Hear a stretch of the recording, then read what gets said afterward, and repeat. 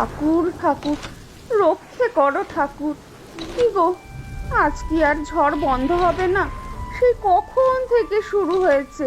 কাল বৈশাখীর ঝড়, সে কি আর তছনছ না করে যাবে? জানি না বাগানের কি ক্ষয়ক্ষতি হচ্ছে। কি যে হলো বলো তো। ভেবেছিলাম এবার গাছে গাছে কত আম ধরেছে, সংসারে একটু সুদিন ফিরবে। তুমি সুদিনের স্বপ্ন দেখো, আর আমি ভাবি আজ গেলে কাল সংসার চালাবো কি করে।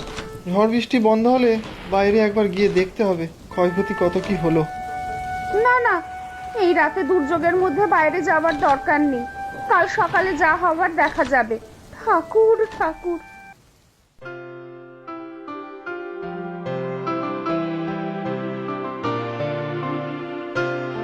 কাঁচা আম নিশ্চয়ই।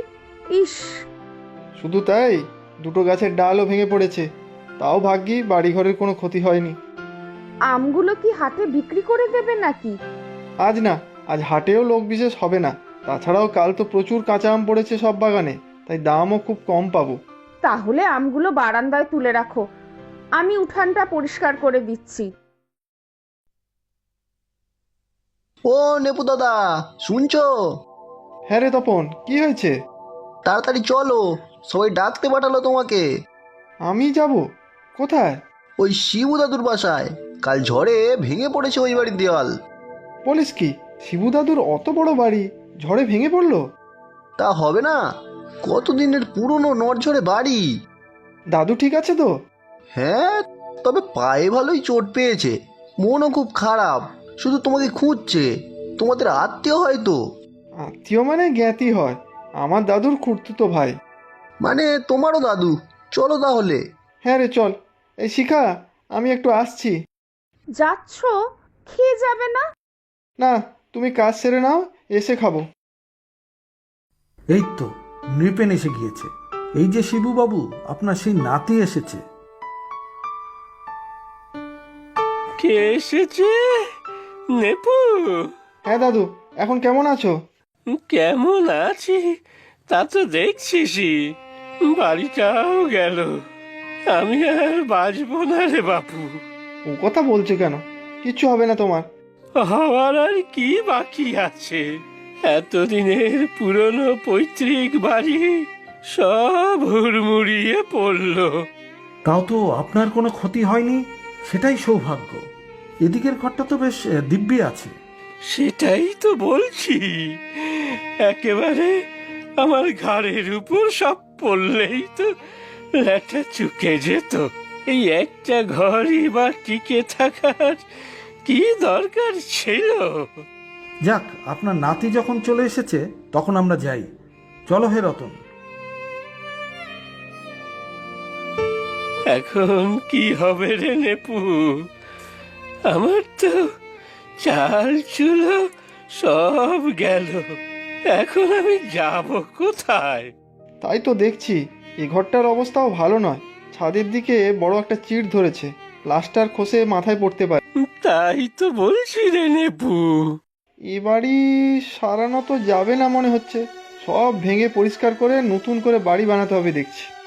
ওরে বাবা, সে তো অনেক খরচ। শুধু খরচা তো নয়, অনেক দিন সময়ও লাগবে। তার থেকে আমাকে কাঁধে তুলে শ্মশানে ফেলে দিয়ে আয় বাপু। কেন গো দাদু, এসব আজে বাজে কথা বলছো? চলো, তুমি আমার বাড়িতে চলো। তবে তোমার মতো অত বড় বাড়ি তো আমাদের নেই, কষ্টে সৃষ্টে একটু মানিয়ে নেবে। ওরে নেপু, নিয়ে যাবি আমাকে তোর বাড়ি? তাহলে তো ভালোই হয়। তবে তোর বউ মানবে তো? দুদিন পরে হয়তো দেখবি ভাগিয়েই দেবে। তখন আমি যাব কোথায়? কি যে বলো দাদু, শিখা আমার খুব ভালো, ও দেখবে খুশিই হবে। এবার চলো তো দেখি। সত্যি যাব? আহা, বাঁচালি আমাকে নেপু। তোমার কি কি নিতে হবে বলো। নেব আর কি, দুই একটা জামা কাপড়, গামছা আর দুটো চপ্পল। এই খাটের নিচে একটা বড় বাক্স আছে, ওটাতেই সব হয়ে যাবে। আচ্ছা ঠিক আছে, আমি রিক্সা ডেকে আনছি। তুমি ছাতা মাথায় একটা রিক্সায় বসবে, আর আমি অন্য রিক্সায় বাক্সটা নিয়ে যাব। আচ্ছা ঠিক আছে। ঘরে বাকি যা জিনিসপত্র বেঁচে গিয়েছে তার কি হবে? গোল্লাই যাক সব জিনিসপত্র, পুরনো রদ্দি জিনিস সব, যে পারুক নিয়ে যাক। আচ্ছা ঠিক আছে, তোমাকে বাড়ি পৌঁছে দিয়ে আমি এসে দেখব।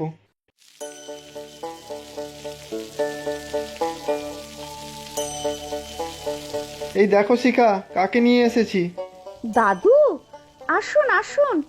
তোমাকে খুব বিপদে ফেললাম বলো, এই ঝড় জলে অনাহুত অতিথি। ছি ছি, কি বলছেন দাদু? আপনি অনাহুত হতে যাবেন কেন? অতিথি সবসময়ই নারায়ণ। আসুন, বৃষ্টিতে ভিজে গিয়েছেন তো। শিখা, আমি দাদুকে শুকনো জামা কাপড় দিচ্ছি, তুমি একটু চা বসাও। হ্যাঁ হ্যাঁ, আমি রুটি তরকারি করেছিলাম। খাবেন তো নাকি অন্য কিছু বানিয়ে দেব? ব্যস্ত হইও না মা, আমি পরের পয়সায় সবই খাই। তাহলে দাদু, আপনি জামা কাপড় বদলে নিন, আগে একটু চা খেয়ে নিন, তারপর আপনাকে খেতে দিচ্ছি। তুমিও জামা কাপড় বদলে নাও গো, একদম ভিজে গেছো।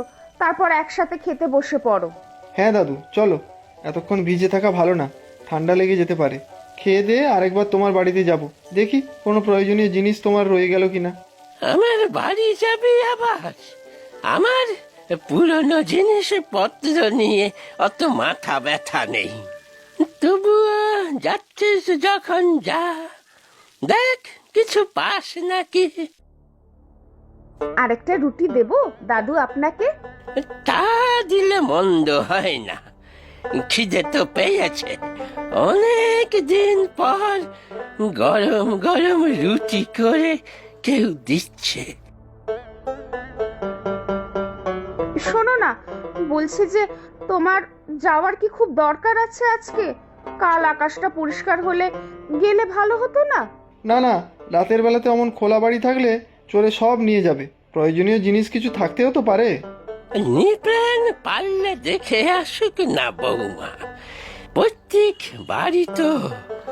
যদি কিছু পাওয়া যায়, তরকারিটা খুব ভালো রেঁধেছ না তো বউ। আর একটু তরকারি দেব? না না বৌমা, আর লাগবে না। আমি একটু বিশ্রাম নিয়ে নেই এবার, সকাল থেকে অনেক ধকল গেছে। ঠিক আছে দাদু, আমি কিছুক্ষণ পর তোমার বাড়ি যাব। শিখা, তুমি তো কিছুই খেলে না, সব খাবার তো আমাদেরই দিয়ে দিলে। আমাকে নিয়ে ভেবো না, আমি ঠিক মুড়ি চানাচুর খেয়ে নেব। ঘরে অতিথি এসেছেন, তাকে আমি পেট ভরে খাওয়াতে পেরেছি, তাতেই আমার শান্তি। এই শোনো না, বলছি বৃষ্টিটা একটু ধরেছে, এখনই দাদুর বাড়ি চলে যাও, দেরি করো না আর। ঠিকই বলেছ, এখনই চলে যাই।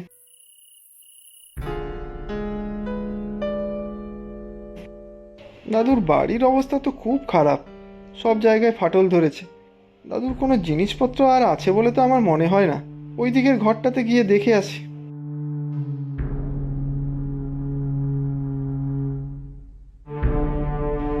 আরে, ওটা একটা কাপড়ের থলি মনে হচ্ছে। রে, আবার ঝড় শুরু হলো মনে হয়। বৃষ্টি শুরু হলে বিপদ আবার। যাই, কাপড়ের থলিটা নিয়ে যাই। আর তো তেমন কিছু দেখলাম না। এই নিন দাদু, আপনার চা। দাও বৌমা, অনেকক্ষণ ধরে মনটা চা চা করছিল। দাও দাও। বিস্কুট নেই বৌমা? আসলে দাদু, মুড়ি আছে, খাবেন? ও, বিস্কুট নেই? ঠিক আছে, অল্প মুড়ি দাও। তা নেপু এখনো আসেনি বৌমা? না দাদু, এখনো তো আসেনিও, বাইরে বাজও পড়ছে, চিন্তা হচ্ছে খুব। তা চলে আসবে, চলে আসবে। আরে তুমি এসে গেছো, বাড়িতে কিছু পেলে? তেমন কিছু পাইনি, তবে এই কাপড়ের থলিটা পেলাম দাদু। জানি না কি আছে, দেখো তো তোমার কোনো দরকারি জিনিস আছে কিনা ওতে। তুমি বসো, তোমার জন্য আমি চা নিয়ে আসছি। আরে, এই থলির কথাটা মনেই ছিল না। পাশের ঘরের থেকে পেয়েছিস না রে? হ্যাঁ দাদু, তোমার বাড়ির অবস্থা তো খুব খারাপ, ছাদটা যে কোনো সময় ভেঙে যেতে পারে। কি হবে বলতো নেপু? ওই প্রত্যেক বাড়ি ছাড়া কিছুই তো নেই আমার। আর কতদিনই বা তোদের বাড়িতে থাকবো? যতদিন না তোমার বাড়ির কোনো গতি হয় আমাদের কাছে থাকবে, তোমার তো অসুবিধা নেই। ওরে, বাড়ি সারানোর খরচা কি আর কম হবে? আর সারিয়েই বা কদিন ভোগ করব? এখন তো সব কিছুর মায়া ত্যাগ করে যাওয়ার সময় হয়েছে রে।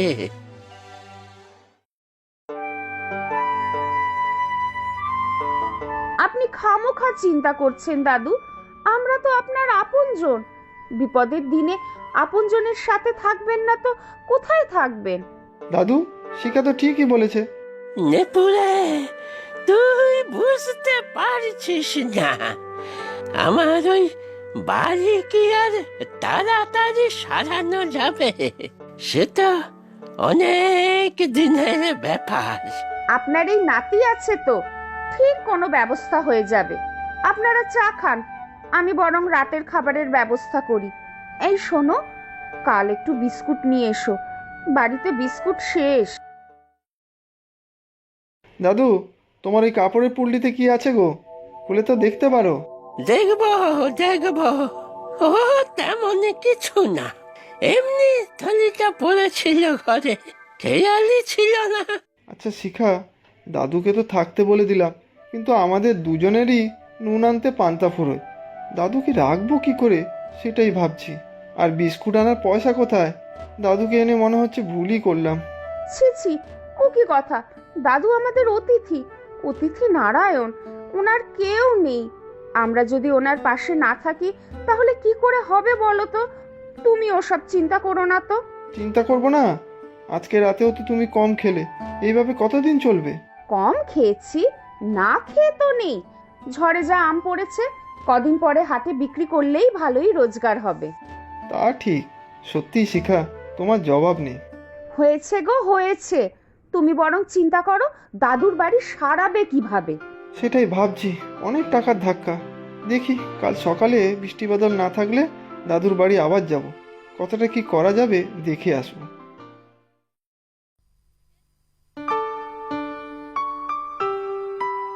বৌমা, নেপু কোথায়? ওকে তো দেখতে পাচ্ছি না। ও একটু বাগানের দিকে গেছে, কাল থেকে ঝড় বৃষ্টি হচ্ছে, বাগানের গাছপালাগুলির কি অবস্থা সেটাই দেখতে গেছে। ওই তো দাদু, ও চলে এসেছে। আয় রে নেপু, এসো বৌমা, তুমিও এসো, কথা ছিল।